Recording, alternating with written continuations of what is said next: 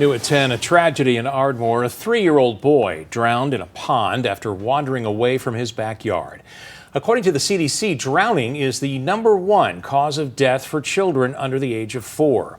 WAAY 31's Nicole Zedek joins us live from the Tony Volunteer Fire Department with some water safety reminders so you're better prepared as more people head to the water to cool off this summer. Nicole. Dan, the president here at the Tony Volunteer Fire Department says they don't receive too many calls related to drownings, which he says is a blessing. But obviously for those few calls that they do receive, they have to be prepared with the proper equipment and training. And he says it's really not a bad idea for the general public to be trained as well. Start training for swim lessons and all that early in life.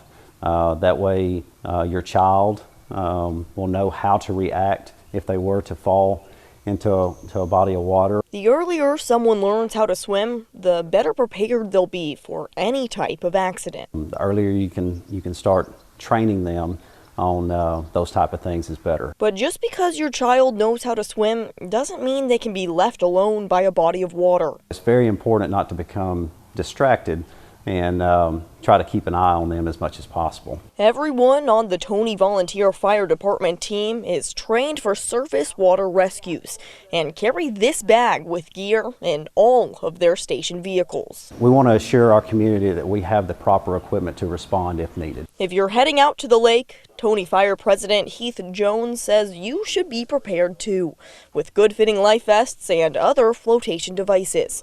And one more tip. We encourage all the public to become CPR trained. He says with more people trained and prepared, they could hopefully prevent some heartbreaking accidents. It's a difficult situation to be put in when you respond to those type of events, and it doesn't make it any easier when it's a child. So our thoughts and prayers are with that family.